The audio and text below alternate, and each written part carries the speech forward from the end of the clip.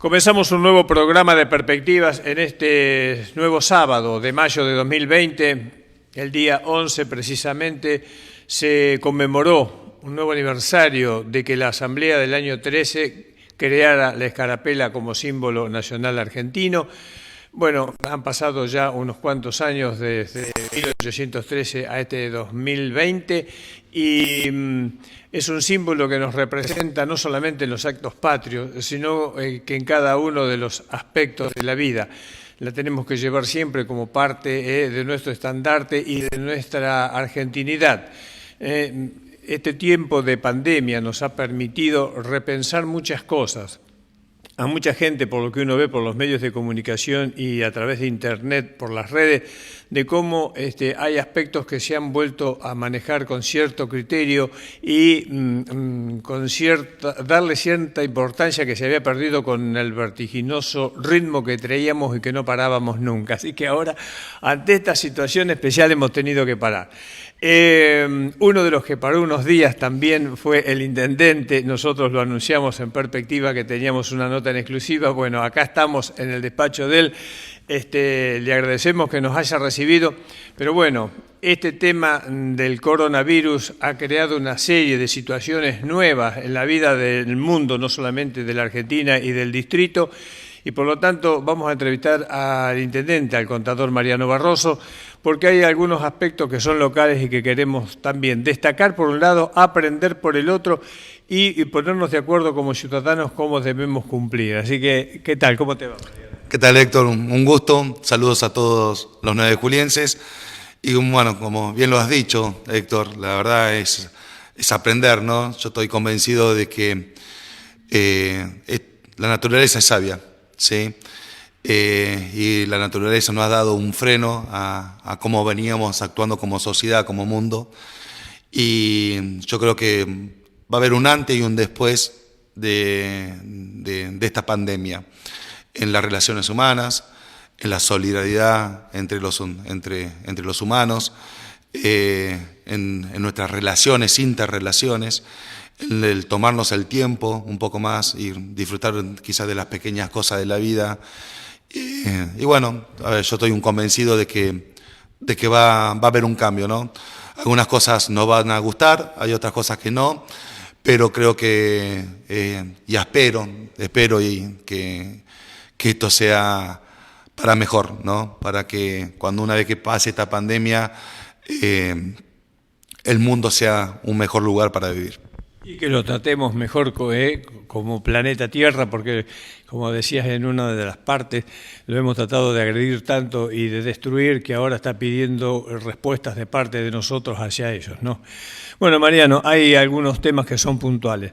Uno es que cómo se ha manejado la estructura, porque al comienzo y por las partes de prensa, los periodistas, pero mucha gente a veces lee y a veces no lee, y gracias a Dios este programa que está cumpliendo 12 años se está viendo cada vez más, para nosotros es un orgullo. Y queríamos saber, y que te preguntáramos esto, nos decían, ¿cómo está preparado 9 de julio? Porque la parte principal no vino, estamos a 55 días de esta cuarentena, en el 55º, dirían los entendidos, y recién ahora va a comenzar los picos más altos, posiblemente. Ojalá que no, pero como no se sabe, con los vaivenes del virus va cambiando, como los vaivenes de los cambios que existen con los infectólogos en cuanto a los consejos y los médicos. Bueno, las medidas preventivas. Sí, bueno, como bien lo has dicho, ya vamos 55 días. Yo creo que ha sido acertado la medida que ha tomado el gobierno nacional de tratar de ir ganando tiempo, porque esto no es tratar de ganarle la enfermedad va a venir, eso es un hecho fáctico y todos lo sabemos, sino de cómo vamos ganando tiempo. Y la primera medida, bueno, funcionó porque nos permitió prepararnos para lo que va a venir, ¿sí? Teníamos un sistema de salud preparado para la cotidianidad, ¿no? Lo que todos los años sabemos que puede ocurrir. Ahora nos encontramos con esta nueva enfermedad y había que prepararse, no solamente el 9 de julio, el mundo y el país, la provincia de Buenos Aires, y este tiempo nos permitió lograrlo. Cuando hablamos del sistema de salud, en este sentido, hoy estamos hablando de un sistema de salud integral, independientemente de si la municipalidad tiene la responsabilidad de lo que son solamente los CAPS, que el hospital es provincial o que tenemos un centro de salud privado. Hoy lo hablamos en forma integral, la salud para el ciudadano 9 de julio, y ahí está lo municipal, lo provincial y lo privado. Eso nos permitió en este tiempo pasar de entre 120, 140 camas a prácticamente 300 camas. Y nos permitió también comprar algunos respiradores gracias a la donación de muchísimos 9 julienses para incorporar más camas de terapia intensiva, porque un respirador va a las camas intensivas. De esa manera, que fue la primera etapa de esta pandemia, de esta cuarentena, cuando este virus llega a la Argentina, nos permitió hoy tener un sistema de salud mucho mejor preparado, ¿sí?, de equipamiento médico personal, porque siempre decimos lo mismo, al primero que tenemos que cuidar es al que nos van a después curar, ¿sí?, que es todo el sistema de salud. Esto nos permitió comprar, equipar y agregar camas.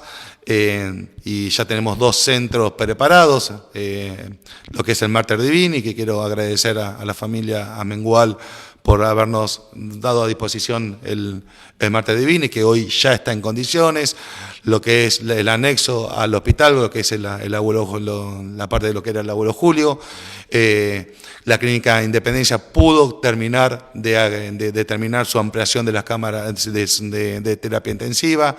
El Hospital Julio de Bedia pudo incorporar 3 nuevas camas más para el sistema de terapia intensiva y bueno, de esa manera, en esta primera etapa ya hemos podido lograr lo que era lo más urgente, que era prepararnos en todo lo que es el sistema de salud. Y de esa manera también, gracias a Dios, estamos a 260 kilómetros de los centros más vulnerables, que es el AMBA y Capital Federal. Gracias a Dios, estamos a 50 kilómetros de cada localidad. Si nosotros nos centramos solamente pensando en 9 de julio, es un error. Nosotros tenemos que mirar regionalmente qué es lo que está pasando en nuestra región, sobre todo en el oeste de la provincia de Buenos Aires. Y la verdad que hemos tenido todos, la mayoría de los municipios, estos casos importados, como hemos tenido acá el 9 de julio, que gracias a Dios ya 2 se han recuperado, hay una persona todavía no sé, pero que va a estar próxima y está muy bien de salud, que es lo que le ha pasado a todas las localidades de la región. Y trabajar en forma regional, porque es muy difícil convertirse en una burbuja. De esta manera, también ir ganando tiempo, ir preparándonos y que no nos haya estallado esta curva de crecimiento de la enfermedad, ha podido ir flexibilizando esta cuarentena administrada, que es lo que ha propuesto el presidente de la Nación, y de esa manera, con unos informes epidemiológicos que nosotros hemos enviado a la provincia de Buenos Aires, con todos los protocolos que hemos realizado en conjunto con la mayoría de todas las actividades que lo han propuesto, enviar a la provincia de Buenos Aires y pedir permiso para las diferentes actividades que hoy son las actividades que están que no es la misma cuarentena que al comienzo. Y esperamos tratar de hacer el mejor trabajo posible en los accesos de la ciudad para controlar las personas que no sean de 9 de julio como ingresan. Y bueno, y tratar de controlar esta enfermedad que va a llegar, que tiene diferentes índices de mortandad, que tiene un índice de mortandad muy bajo para los menores de 50 años, pero muy alto para los mayores de 60, y tratar de que no te explote el sistema de salud, que es el gran problema que tiene esta enfermedad, ¿no? Que es lo que le ha pasado a España, a Italia, a Inglaterra, a Estados Unidos, que no te explote el sistema de salud.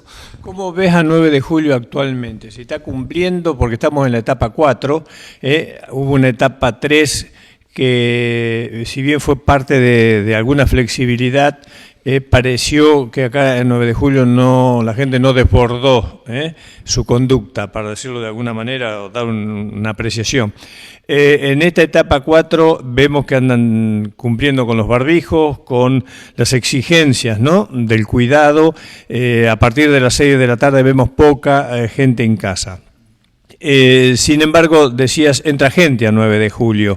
Esta gente que entra a 9 de julio se le toma la temperatura, como pasó acá cuando nosotros ingresamos a la municipalidad para la nota.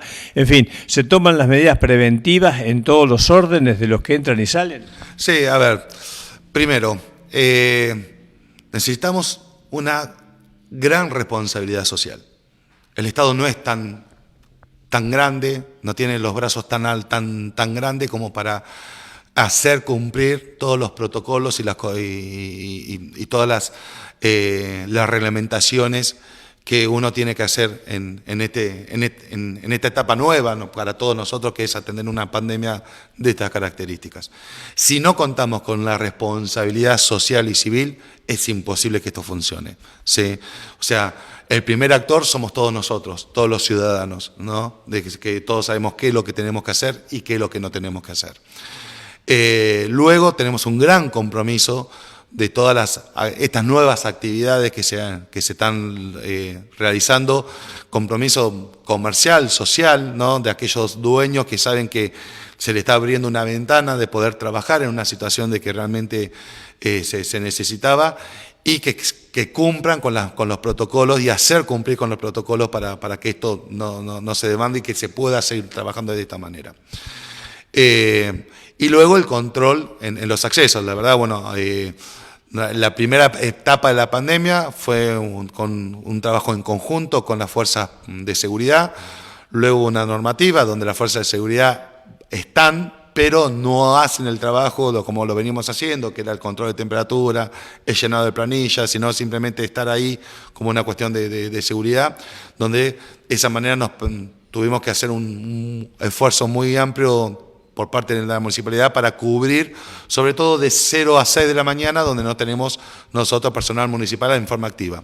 Por eso hemos decidido cerrar el acceso Urquiza de 0 a 6 de la mañana. Está abierto y obviamente las barras de seguridad se corren para cualquier tipo de emergencia, bombero, policía, ambulancia, alguna persona que se siente descompuesta, que no tenga que dar toda la vuelta. Obviamente hay un personal policial, donde hay un sistema de emergencia, se corren la barrera. Y hacer un fuerte hincapié en todas aquellas personas que ingresan el 9 de julio, hacer una entrevista, de dónde viene, a qué viene. Obviamente tenemos que ingresar a la gente porque tenemos que abastecernos, no nos podemos cerrar como comunidad porque necesitamos que ingresen productos para subsistir, para abastecernos, pero hacer un control muy férreo, sobre todo el tema de temperatura, para tratar de ir minimizando cualquier tipo de efecto. Pero el resultado del éxito de la cuarentena, para llamarlo de alguna manera, depende de cada uno de nosotros. El otro día salió un artículo en el Diario de la Nación, muy bueno, decían, a ver, ¿cuándo se termina la pandemia? La cuarentena. Y la cuarentena se termina cuando nosotros le perdemos el miedo. No hay manera. O sea, cuando nosotros perdemos el miedo de esta enfermedad y nos relajamos, ahí no hay protocolo, no hay fuerza de seguridad que pueda sostenerlo, porque uno ya no la cumple y es muy difícil hacerla cumplir en una idiosincrasia, con una forma de ser, con una manera, con una cuestión cultural que tenemos los argentinos. Somos bastantes de transgredir, ¿no?, más que de cumplir, y esto es una norma natural que se ha instalado en la sociedad y que es una lástima. He visto por allá gente que te ha aplaudido por las redes sociales, otros te han criticado. Bueno, sí, ya sé que siempre pasa. Me parece incorrecto que critiquen de la manera guaranga, por decirlo de esa forma, no por decirlo y descalificarlo peor, con que hacen algunas personas esto de la agresión al intendente en sus funciones. Pero también sabemos que esta parte de esta apertura se debe a las necesidades, vos decías, económicas. un país no funciona si sus habitantes tampoco trabajan y si no se mantienen fuentes de trabajo por un lado, ni hablemos de crear para no seguir empobreciéndose, ¿no? Tal cual, a ver, siempre decimos lo mismo, ¿no? Hay gente que puede elegir y puede quedarse en su casa, ¿sí? Y eso es lo que nosotros le decimos a la gente, ¿no? Aquella persona que pueda quedarse en su casa porque lo pueda hacer, que por favor se quede en su casa. Hay otra gente que decide y quiere quedarse en su casa, pero que no lo puede hacer, ¿sí? Porque necesita trabajar, porque necesita llevar un plato de comida a su hogar. Entonces acá es donde hablamos nosotros de la cuestión también de tener un poco de empatía y de entender la situación del otro, ¿sí? Que así lo ha entendido también el gobierno nacional y provincial, porque esto no es una decisión municipal. A ver, nosotros, un decreto municipal nunca tiene más fuerza de ley que un decreto nacional, que un DNU o que un decreto provincial, ¿sí? Lo que nosotros hacemos es proponer a la provincia y la provincia decide qué actividades sí y qué actividades no. ¿Sí? Nosotros somos el puente entre después de verificar que esas actividades se cumplan como corresponde, junto con la fuerza de seguridad, pero nosotros no tenemos la potestad para decir esta actividad se abre, que se empiece a funcionar, si a mí no me la autoriza ni nación ni provincia, porque nunca un decreto municipal tiene más fuerza de ley esta provincial que un DNU nacional. Entonces decían, bueno, ¿por qué tal negocio sí? ¿Por qué tal? Mirá, la verdad nosotros mandamos todo, ¿sí? Y después la provincia es lo que te dice, esto sí y esto no, esto sí y esto no, con diferentes criterios, porque en definitiva también nación y provincia tienen todos los equipos técnicos y todos los especialistas y todos los científicos como para ir diciendo, y todos los datos duros y diarios como para decir, en esta zona, en esta región, vamos a ir habilitando de esta manera y esta no, y en esta región no, ¿sí? Nosotros no tenemos ese dato duro, ¿sí? No sabemos cómo vienen avanzando la enfermedad en el AMBA o en el primer sector de la provincia más cercana a lo que es el AMBA. Todos esos datos los tiene la provincia de la Nación y esos son los datos que va utilizando la Nación y la provincia para ir habilitando diferentes actividades. Básicamente eso. Y vuelvo a repetir, y lo digo hasta el cansancio, el éxito de esto depende mucho de nosotros, ¿no? De cómo, de tomar las medidas de precaución que tenemos que tener cuando tenemos que salir a la calle. Mantener la distancia social, usar el tapaboca, hay algo que mucho no se utiliza, pero que es de suma importancia, que es andar con un trapo de alcohol mojado permanentemente. Entonces, en vez de agarrar un picaporte, lo agarro con abro la puerta con el trapo empapado de alcohol. Entonces, si me siento en una mesa, repaso con mi trapito de alcohol que lo tengo en mi sector, tratar de usar antiparras o anteojos, en su defecto si uno no puede conseguir. Son medidas que uno puede tomar, ¿sí? Donde esas medidas ayudan muchísimo a prevenir esta enfermedad. Hasta que aparezca la vacuna, que es la única realidad para poder empezar a tomar volver a la normalidad que todos conocemos. Hay dos preguntas que te voy a hacer después de esta brevísima pausa, que son muy importantes. Tienen que ver cómo se está manejando el municipio, por un lado, la parte administrativa, y por otro lado, el tema de la deuda externa, donde hay un apoyo de los intendentes a esta gestión, donde se tiene que pagar parte de la deuda o comprometerse a una nueva forma de encararla. ¿Y cuál es tu pensamiento respecto de esto? Más decime que vos además sos contador público y que conocés muchos de números. Así que hacemos una muy breve pausa y continuamos.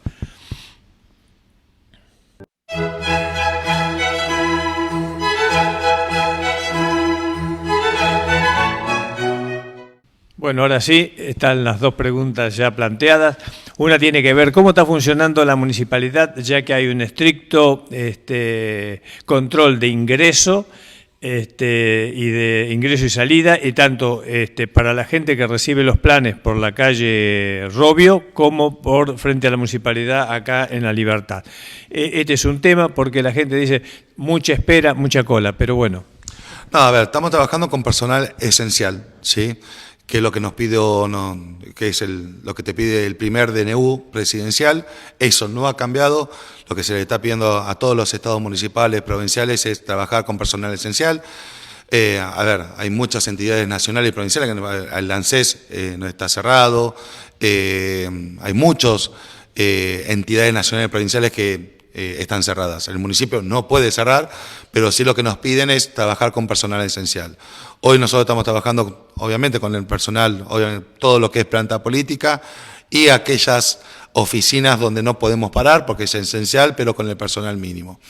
¿Lo mismo con las delegaciones del interior de cada una de las localidades? Pasa lo mismo con las delegaciones del interior. Cada localidad tiene su particularidad, cada localidad tiene su idiosincrasia. Obviamente cada vez las localidades son más chicas, es mucho más manejable y entonces quizás lo esencial con lo ordinario no hay tanta diferencia, ¿sí?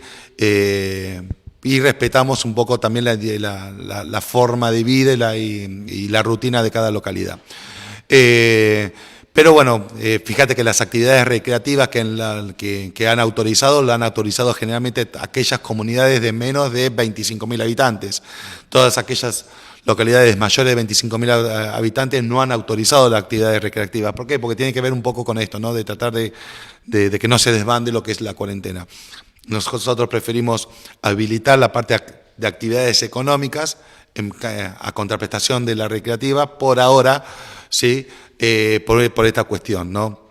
Entonces, bueno, trabajamos con un sistema, ¿no? Ahora estamos lanzando lo que es el turnero, para que toda la gente pueda pedir un turno y no hacer la cola fuera de la municipalidad, emitir un turno donde para cada una de las oficinas que necesita trabajar. Hay algunas oficinas que están cerradas, hay otras oficinas que están abiertas con personal mínimo y de esa manera vamos trabajando.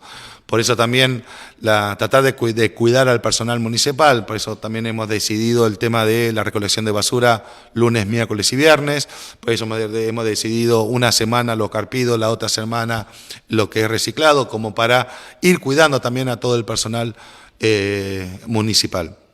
Y de esa manera ir trabajando. Hemos hecho muy fuerte todo lo que es el sistema online. Hoy la verdad la página municipal uno puede hacer absolutamente prácticamente todo, desde emitir una boleta, pagar una tasa, hacer un reclamo. Son muy poquitas aquellas actividades que uno necesita presencial, venir a la municipalidad para hacer un trámite.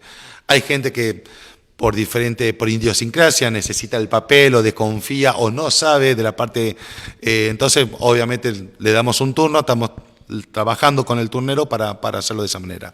Y bueno, lamentablemente la cola se hace en todos los lugares, se hace en el comercio, se hace en el banco, pero bueno, obviamente se hace también acá en la municipalidad. Estamos tratando de, como bien dijiste, todo lo que es pago proveedores y ayuda social se hace por otra puerta para que no juntarse en una misma puerta. Todo lo que es ayuda social alimentaria lo estamos haciendo por delivery, o sea, le estamos llevando la ayuda alimentaria a las personas que la necesite, para que no se movilice en la calle. Hemos hecho ¿A cuántas personas están asistiendo en este momento? Hoy estamos alrededor de las 1.400, 600 familias, ¿sí?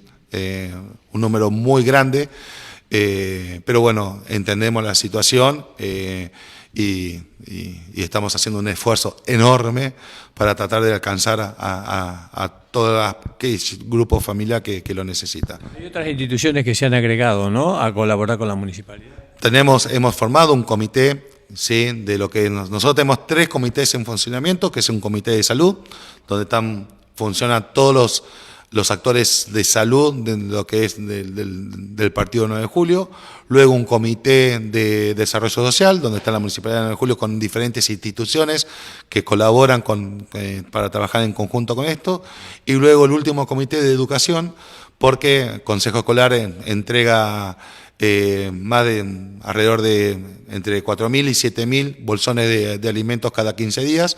Entonces coordinamos con ellos siempre la ayuda siempre queda corta la frazada. Entonces tratamos de llegar a todo el mundo, ¿sí? Entonces estamos entrecruzando datos.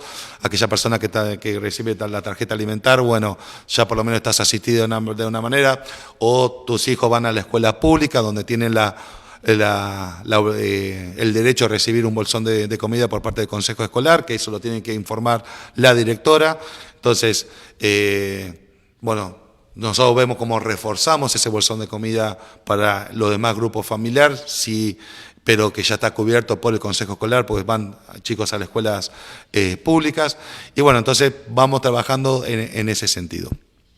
Mucho entrecruzamiento de datos, con mucho trabajo, trabajando a destajo y con muchas instituciones que están colaborando para atender esta situación de pandemia.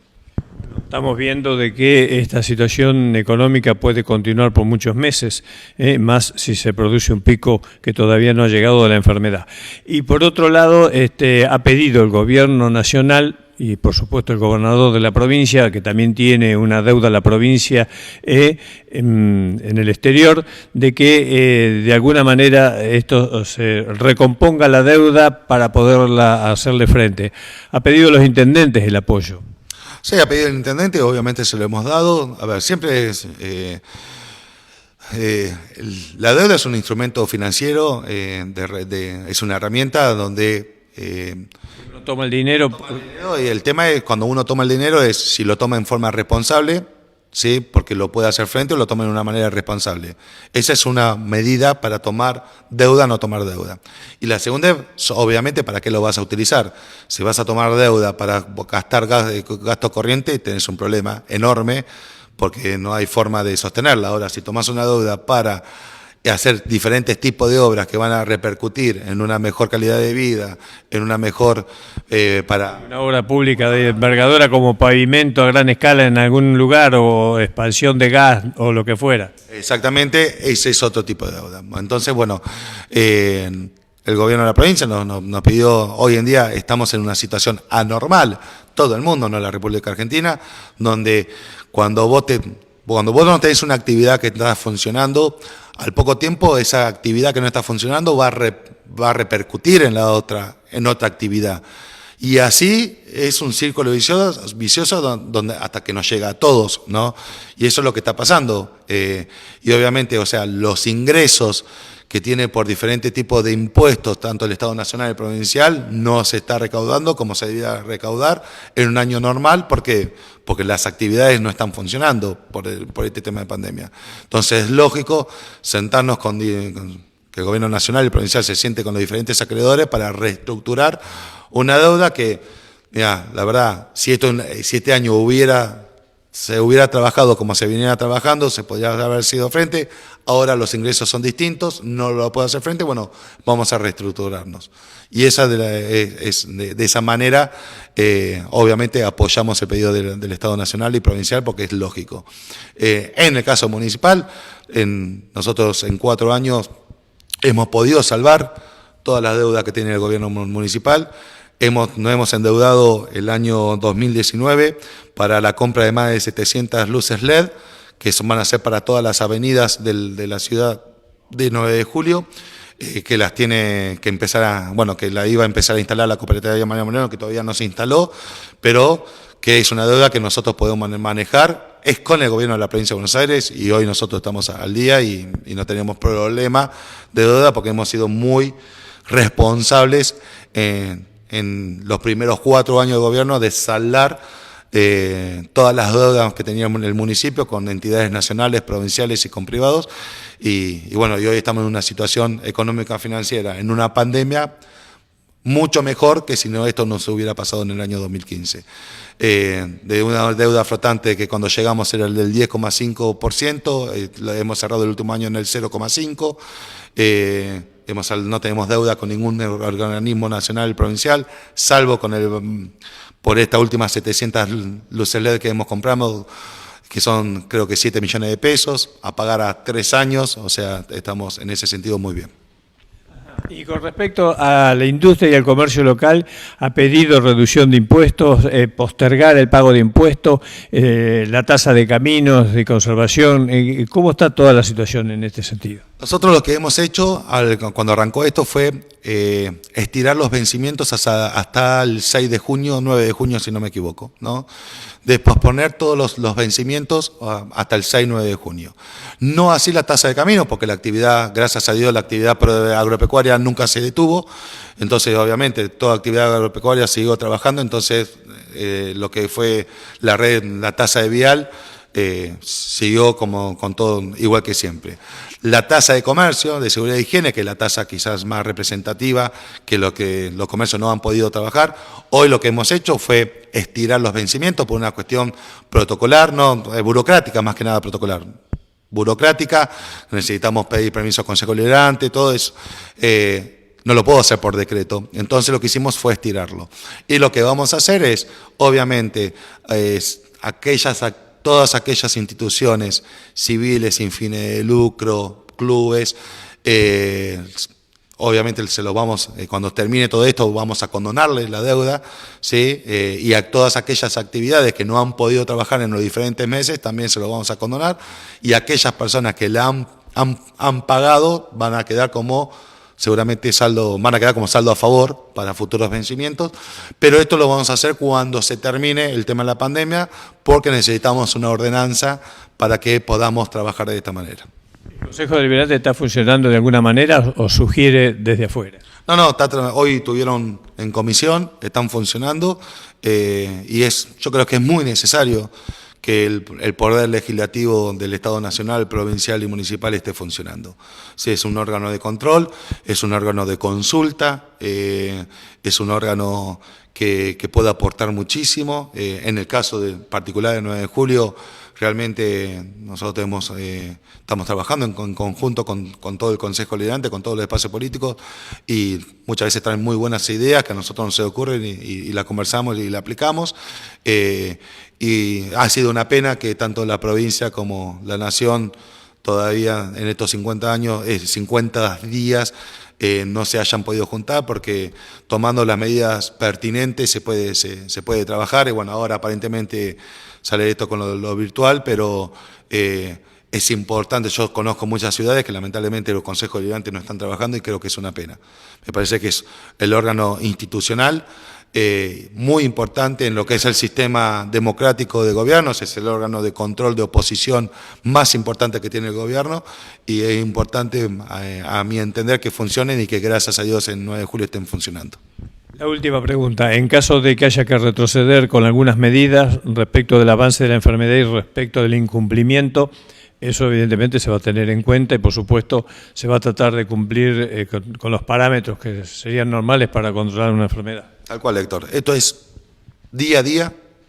Lo que uno no puede hacer nunca acá es tomar una decisión y mantenerse rígida, porque se quiebra. Esto es extremadamente dinámico. Lo que hoy puede servir, mañana no. Y lo que hoy no sirve, mañana puede servir. Y esto es una decisión diaria y permanente, porque no depende de nosotros, depende de cómo evoluciona esta enfermedad, depende de cuándo vamos a tener nuevos casos el 9 de julio, y en base a eso vamos a actuar. Nosotros trabajamos mucho obviamente con el Comité de Salud, que es el que yo le tengo que hacer caso, porque son los médicos los que después nos van a cuidar, y lo que tenemos que trabajar en ese sentido. Sí, que esta enfermedad ya se llevó varios, entre enfermeros y médicos. Sí, lamentablemente ese es el índice que mayor, luego de los mayores de 70 años, es la primera línea, ¿no? Están en la trinchera permanente, por eso tenemos que hacerle caso a la gente que nos va a curar, y las decisiones se toman día a día, porque hay muchas variables que hoy quizá no existen y que dentro de una hora aparecen, y que tenemos que tomar decisiones al respecto. Bueno, te agradecemos infinitamente. ¿Cómo está la familia? ¿Con qué grado de tensión en esta etapa, ¿no? Bien, gracias a Dios estamos todos bien de salud.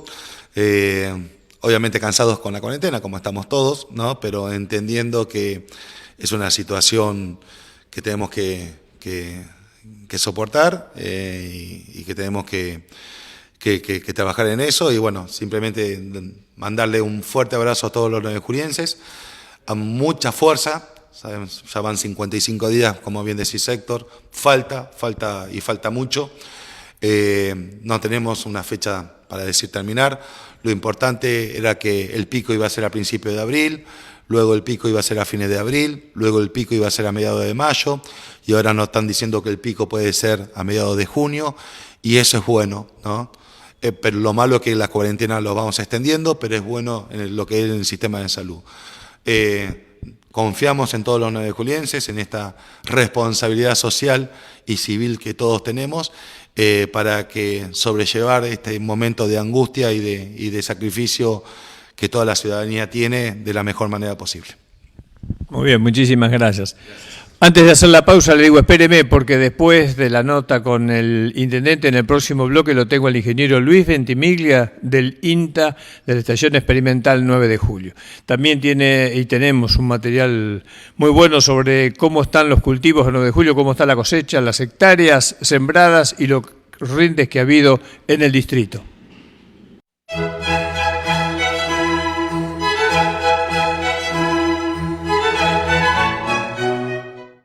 En este bloque de nuestro programa de perspectivas, que justamente en mayo de 2006 comenzaba en la gráfica durante 2 años, estamos a 14 años, si no sacamos mal la cuenta, en este 2020. Después, a partir de 2008, comenzábamos perspectivas en imágenes por televisión. Bueno, en 2006 entrevistábamos a quien vamos a entrevistar hoy, para hablar del distrito de 9 de Julio con respecto a la agricultura, con respecto a los rindes, a los cultivos, a cómo estaba la situación, cuánto en aquella época se había sembrado en cada área y se había cosechado. Volvemos al INTA, a esta institución donde el jefe de esta unidad es el ingeniero Luis Ventimiglia. Con él comenzábamos hace 14 años, después comenzábamos en la mesa de perspectiva, en nuestras reuniones habituales con las picadas, y tuvimos una gran cantidad de años transitando estos 12 años de televisión, donde también traíamos todo este material, ¿no?, informativo tan importante para el productor y para la gente del distrito de 9 de Julio en su totalidad, que sepa qué es lo que pasa con un distrito que produce tanto en agricultura, en ganadería, pero hoy vamos a hablar de la agricultura. Y bueno, estamos en 2020 y ¿cuál es la situación actual? Primero, bienvenido otra vez a nuestro programa. Ahora con las distancias que tenemos que hacer con las cámaras, con esta situación nueva de la pandemia, pero bueno, bienvenido Luis. Bueno, gracias Héctor, el saludo para vos, para toda la audiencia tuya, de tu programa. Sí, como bien decís, recuerdo muy frescamente los inicios, esos primeros programas, realmente que hiciste. Bueno, el tiempo como va pasando, ¿no? Pasa y 14 años. Nos damos cuenta cuando hacemos un análisis de esa naturaleza y miramos para atrás y decimos, pero pasó tanto, y hasta hay veces que volvemos a hacer la cuenta porque no nos convencemos todavía, pero realmente es así. Bien, ¿cómo está la situación del partido en la actualidad? Me preguntabas. Bueno, esta campaña se está cerrando, la campaña 19-20, lo que hace a cosecha gruesa, y ya prácticamente estamos comenzando la 2021, porque en verdad trigo de ciclo largo, bueno, sobre fin de mayo se arranca con la siembra y alguna cebada también, y después ya en junio y julio está toda la siembra. Mirá, es una campaña muy variable, extremadamente variable por la condición climática que hemos tenido y que fue diferencial en el partido, y que, bueno, lógicamente impactó de distintas maneras. Entonces, uno puede tener desde cultivos con muy buenos rendimientos a cultivos que se han perdido dentro del partido. Y decir, pero ¿estás seguro? Sí. Por ejemplo, en soja de segunda, yo recuerdo de los primeros días de marzo, tengo fotos al respecto de ver lotes que se perdieron. Es decir, los caminaba arriba de hojas secas, totalmente secas, y después hubo, desde ese día que yo caminé ese lote y saqué fotos y demás. Hubo 4 o 5 días con temperaturas que fueron terribles antes de que empiecen las lluvias. Ese lote se perdió, lamentablemente se perdió. Era una condición, lógicamente, de un suelo con mucha arena, con una condición más desfavorable. Y hay lotes de soja de segunda que las mejores partes dieron 4.000 kilos. A lo mejor el promedio no es ese, ¿no? Lógicamente. Y hay todo un degradé. Hay sojas que hasta se helaron también. Hubo una helada en febrero que, bueno, le pegaron a algunos lotes, los pararon totalmente. El agua también, enero y febrero, fue muy escasa. Prácticamente el 50% de lo que llueve habitualmente. Entonces todo eso repercutió fuertemente. Hay muchas hojas de grano muy chicos. Recién estaba haciendo unos conteos de 1000 granos, que es un componente de rendimiento de la soja, y vos veías los granos y prácticamente estaban en algunos 107, 110, 115 gramos, cuando normalmente estaba hablando de 160, 170 gramos el peso de mínima también. Entonces ahí estamos con 40 por 150 en uno de los componentes de rendimiento por debajo. Y eso porque, y los granos, si uno los mira, están como arrugados, como chupados, le faltó agua. O sea, la planta pudo definir una determinada cantidad de sitio reproductivo, pero después no hubo con qué poder completarlos. Algunos habrán abortado, que no entraron en la cosechadora, no están. Otros se han ido por la cola de la máquina, muy chiquitos, y otros han quedado, pero como vemos en el peso global hay una disminución. En aquella época de diciembre último, cuando hablábamos del tema del trigo, también hablamos del área sembrada. ¿Cuál fue el área final sembrada de la gruesa? Mirá, en gruesa estuvimos bastante bien. En el caso de maíz estuvimos en algo de 38.000 hectáreas. Es un valor, bueno, 9 de julio, yo diría de que la variación en el caso de maíz normalmente no es muy grande de un año para otro. Puede crecer un poco, puede disminuir, pero no es muy grande. ¿Por qué? Porque el 9 de julio tiene un componente ganadero también importante. Cuando digo ganadero en términos generales, sí. Hay tambo, hay ganadería bovina de carne, hay cerdos, y lo que por ahí hay muy poco no hay es la parte avícola, pero sí hay localidades cercanas a 9 de julio que hacen avicultura. 25 de Mayo, Roque Pérez, toda esa zona es un polo avícola bastante importante, y por ahí mucho maíz puede ir a esas zonas directamente. Entonces hay mucho maíz, o sea, necesariamente por año hay que hacer una determinada cantidad de maíz para utilizarlo con la ganadería. No solamente como grano, sino también como silo, como picado, ¿no? El tambo es fundamental, y en los planteos de engorde también en muchos se utiliza fuertemente. Entonces, está bien, no te quiero cortar. Entonces ahora vamos a los rindes. Entonces yo te voy a sacar de contexto. Sí. ¿Cuáles fueron los rindes? Bueno, lo que dije anteriormente de soja, yo creo que es válido para todos los cultivos. Este año hay una especie de serrucho, ¿no? Pico, bajo, otro año es bastante más. Cuando vos tenés un año que viene bien climáticamente, que el agua no falta, todo se empareja. Siempre va a haber algún rendimiento mayor, pero siempre tiende a emparejar. Es decir, como que esa condición ambiental tapa muchas cosas que también hacemos mal. En años como el que tuvimos, sí, hay que recordar, porque por ahí nos olvidamos. Si miramos un poco para atrás, y esto viene bien para ver lo que va para adelante. Si nosotros miramos lo que pasó el año dentro del ciclo pasado y vamos al otoño, nosotros veníamos con mucha lluvia en el verano. O sea, el verano pasado, marzo, sobre todo, habían llovido 300 y pico milímetros. Pero el agua llegó hasta junio, más precisamente el 17 de junio. 70 milímetros acá en la cabecera del partido. De ahí en más, tuvimos 4 meses, 120 días prácticamente sin agua. Por ahí una lluvia de 2 milímetros, 1, 3, que no moja el suelo. Bueno, 120 días sin agua. Eso hizo que las napas vayan descendiendo, claro, porque ya entramos en una etapa en donde los días se alargan, septiembre, octubre, más temperatura, hay consumo, tenés el trigo, tenés ya el maíz sembrado, entonces hay consumo, los bardeos, las pasturas, y empieza a llover en octubre llueven al final 100 y pico de milímetros, en noviembre y diciembre también, pero estuvimos por debajo de la media histórica, es decir que estamos en déficit, venimos con un déficit y no podemos equilibrarlo, y después enero y febrero 70 milímetros y 63, con eso no llegamos ni a la mitad. Entonces, ¿qué es lo que pasó? Esta lluvia que estoy diciendo yo está referida acá a la cabecera del partido del 9 de julio, pero hay una variabilidad importante. Aquel que recibió un poco más, sobre todo en los momentos críticos del cultivo, bueno, el rendimiento seguro fue por arriba.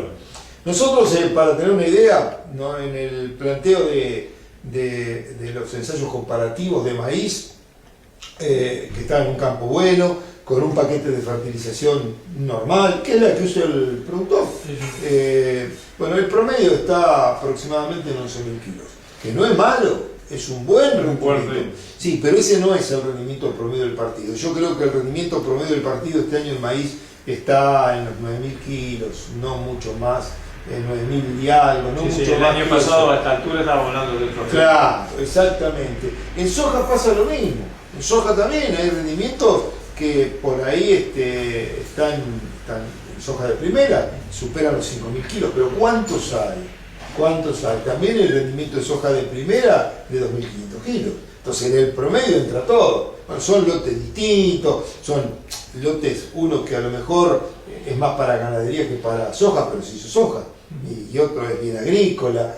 Entonces vuelvo a repetir, un año muy dispar en lo que hace a rendimientos dentro del partido del 9 de julio. Yo creo que el promedio en soja va a estar en los 3.700, 3.800 en soja de primera. En soja de segunda se está cosechando, más difícil todavía, como te dije. Hay algunas partes muy buenas de algún lote que llegan a 4.000, pero bueno, esa es la parte buena del lote. Cuando vemos todo el resto, por ahí cierra en 3.000 kilos, que es excelente, pero hay otros que no se pudo cosechar directamente, cero. Bueno, hay dos preguntas que están relacionadas. Una con el girasol, ¿cuánto fue al final el área que se terminó de cosechar? Que no fue muy poca. Vos sabés que el girasol se ha desplazado hacia otras zonas. Fue un año muy bueno para el girasol. En general los años secos son años excelentes. Girasol tiene aparte un sistema radicular muy profundo. Toma agua de mucha profundidad. Claro, exactamente. Y necesita un ambiente seco. Para que los polinizadores puedan trabajar, un montón de cosas que hacen que en esos ambientes el girasol se comporte muy bien. Pero las hectáreas de girasol en el partido del 9 de julio no llegan a 2.000 hectáreas, pongámosle. Es muy poco. En otra época fue muy importante. Y es como que el girasol se fue ubicando más hacia el lado de la Pampa, algo del sudeste, y en la parte de Chaco, hacia el norte, pero en la parte de la provincia de Buenos Aires, por lo menos hasta ahora, descendió. Crece de Bolívar más hacia el sur, hacia el sudeste, crece.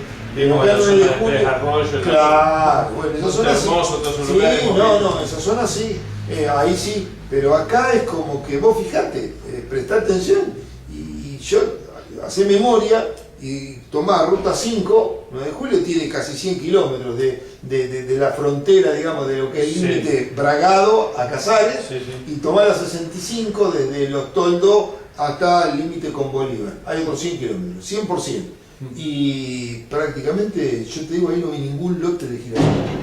Yo vi dentro del partido este año 2 lotes, no quiere decir que sean los 2 únicos, lógicamente que no lo recorres todo.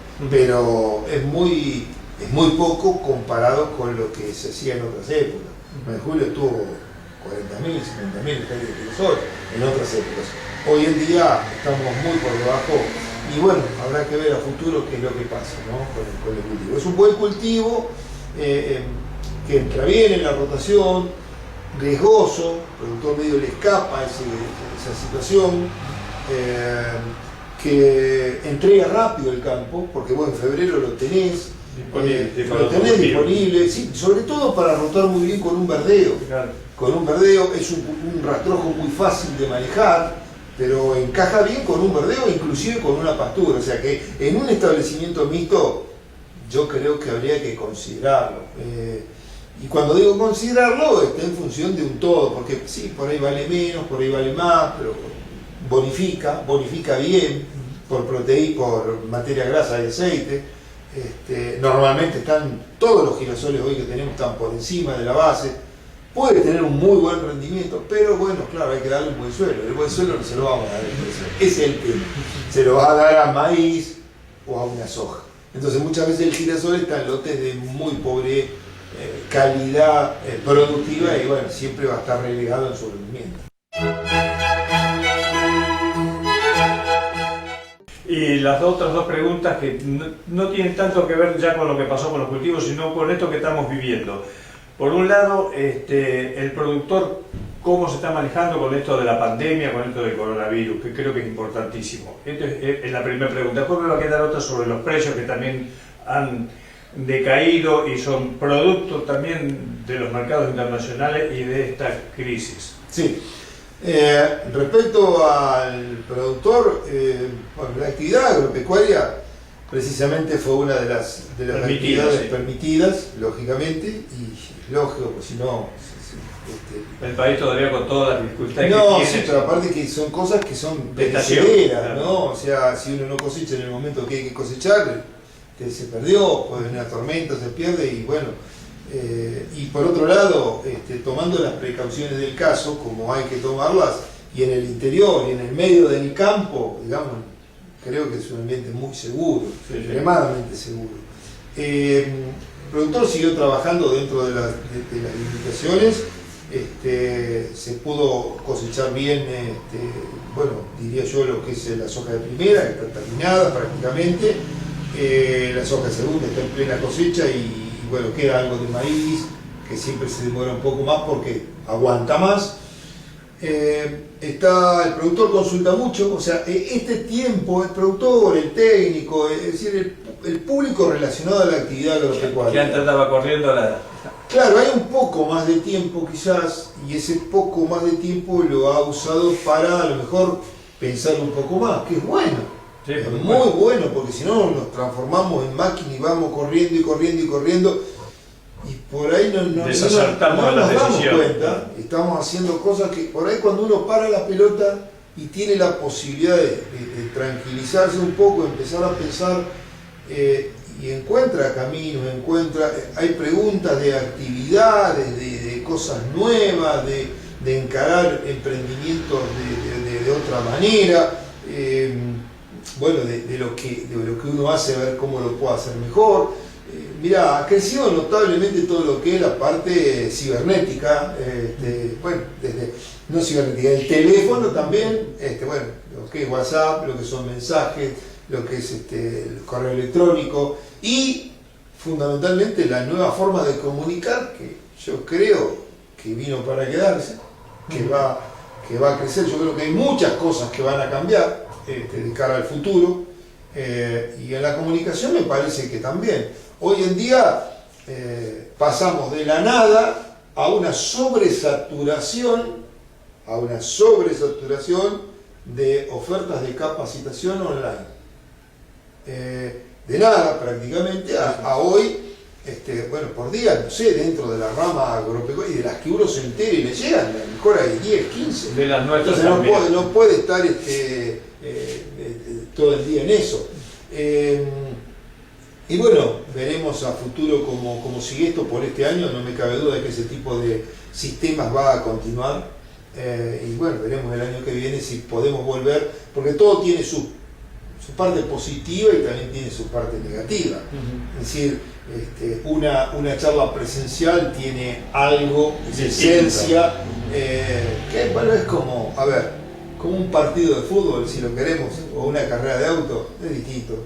El que le gusta el fútbol lo puede ver por televisión y demás, pero el calor de la tribuna, el ambiente es muy difícil de poder reproducir, ¿no? Entonces, por eso se ve el fútbol, la gente sigue yendo al fútbol. Y esto pasa lo mismo.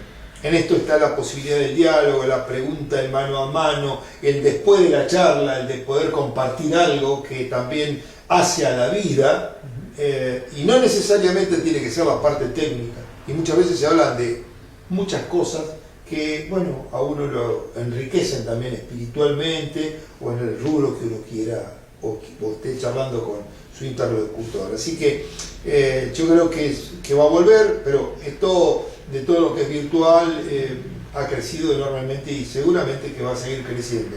Y bueno, hasta un determinado punto en donde yo creo que la curva va a empezar a bajar por lo que dije anteriormente. En muy poco tiempo ya tenemos una sobresaturación y bueno, la gente se cansa, digamos, y tampoco tiene tiempo para todo, ¿no? Correcto, y la otra eran los precios. Los precios.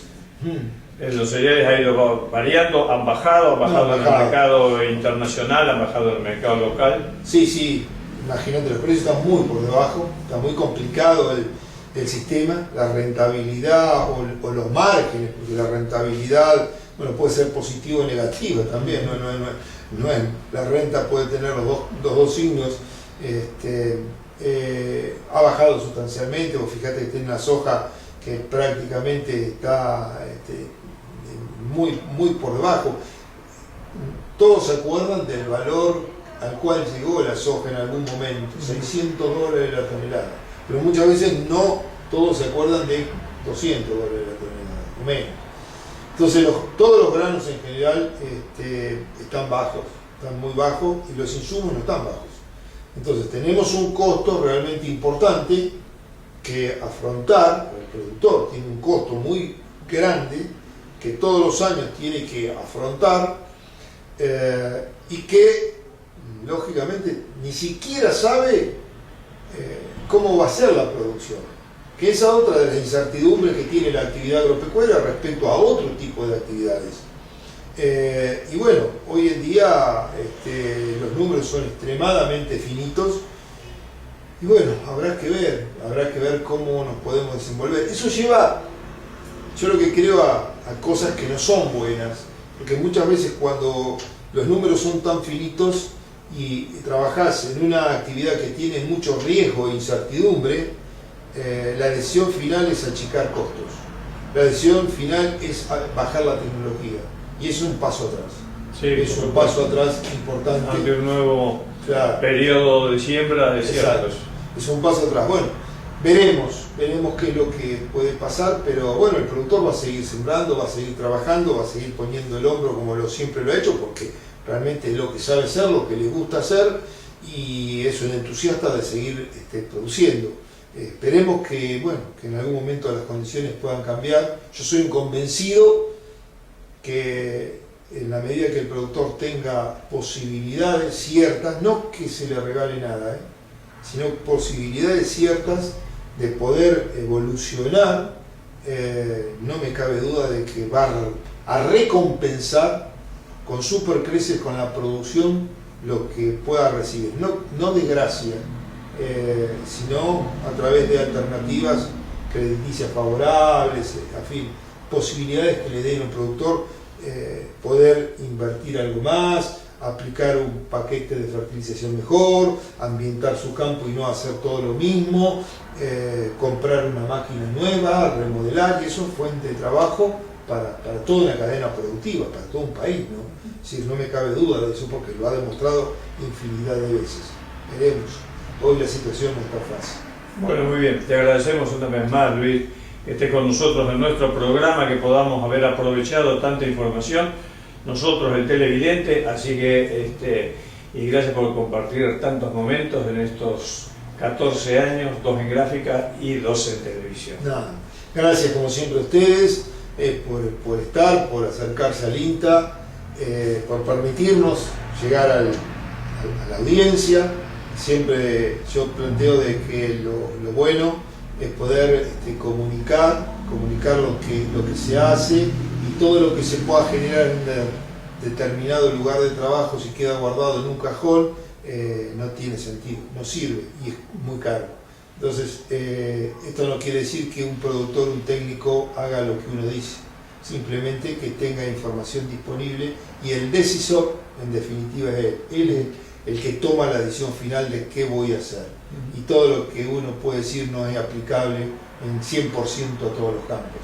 O sea, hay distintas situaciones y eso es lo bueno que tiene esta actividad y esta profesión, que no hay recetas, sino que hay una receta para cada situación en particular y eso hay que verlo. Gracias a Dios el campo se ha profesionalizado enormemente, uno mira para 20 años para atrás, 30 para atrás, que podés mirar, yo también lo puedo mirar, sí, y realmente uno ve cuánto ha cambiado, y es un entusiasta de poder adoptar tecnologías, y eso es bueno, realmente es bueno y nos permite crecer.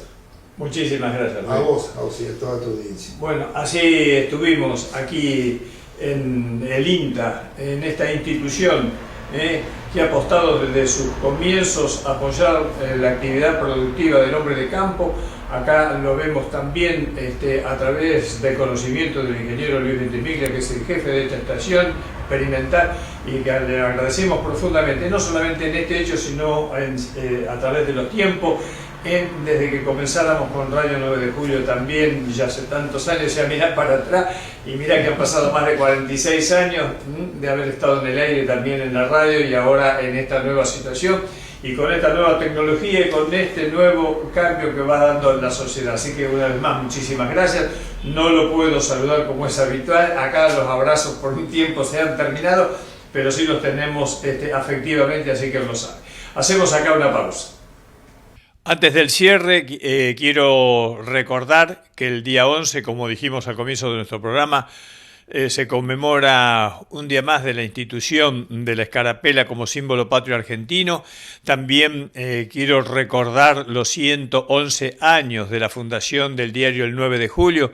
El 9 de Julio, cuyo eslogan es el diario que aquí todo el mundo lee, una sugerencia que le hiciera en su momento a su director Antonio Aita. En esta oportunidad quiero saludar a toda la familia del 9 de Julio, a Estela Manfredi, Ana Manfredi, a todos los que componen ese diario, ese medio de comunicación escrito tan importante para el distrito de 9 de Julio y para la región. Tanto ha dado, tanto escrito, tanta historia ahí guardada a través de los tiempos.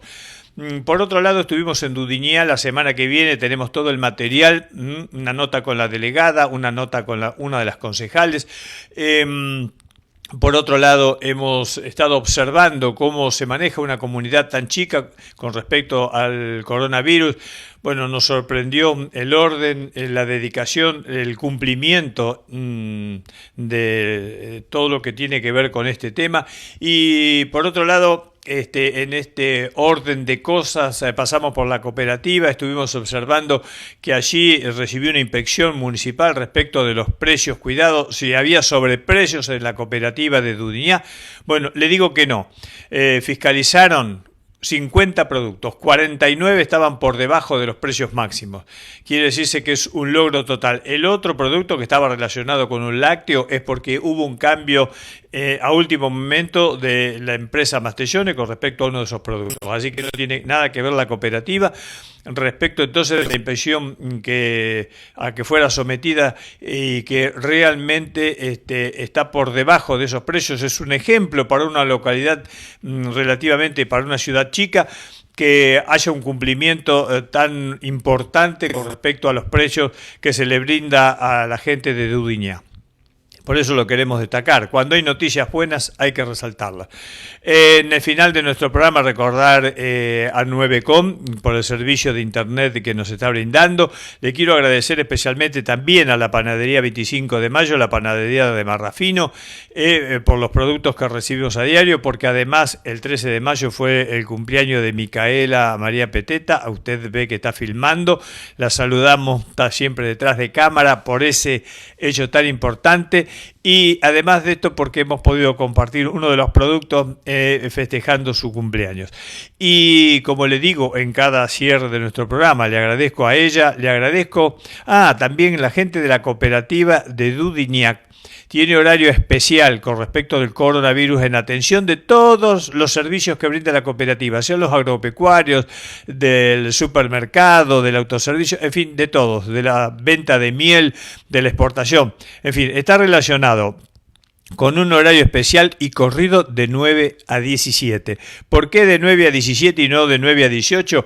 Justamente para que haya tiempo, como se termina la actividad de estar fuera de casa a partir de las 18, bueno, que a partir de las 17 todo el mundo vaya desalojando los lugares y cada uno esté en su casa a partir de las 18, o sea que quédate en casa. Lo mismo pasa con la firma Juan Balinotti, Sociedad Anónima, que lo decíamos, con Maderas Balinotti, con Luis Balinotti en la ruta 5 allá y el acceso Presidente Perón. Bueno, los horarios son de 9 a 17, así que a estar atento con respecto a cada una de estas situaciones. Lo mismo con la 6, Mariano Moreno, que ya está empezando a normalizar los servicios, está haciendo 6 Hogar a través de internet. Y por otro lado, bueno, se pueden ir pagando normalmente los servicios en la cooperativa, en sus oficinas. Todo esto queremos destacarlo en el final del programa porque estamos ante una situación muy especial. Le quiero agradecer también al municipio de 9 de Julio, está cumpliendo estrictamente parámetros. Usted lo va a ver al intendente, o ya lo vio, mejor dicho, en el programa de hoy, y va a seguir así la situación del comportamiento de la cuarentena durante esta cuarta etapa. Le agradezco a Micaela María Peteta en las cámaras por todas las notas y por todas las filmaciones que habitualmente realiza, a Suma Productora por poner nuestro programa en Cablevisión. Y ahora sí, que lo pasemos muy bien, que tengamos muy buen fin de semana y que Dios nos bendiga a todos. Quedémonos en casa.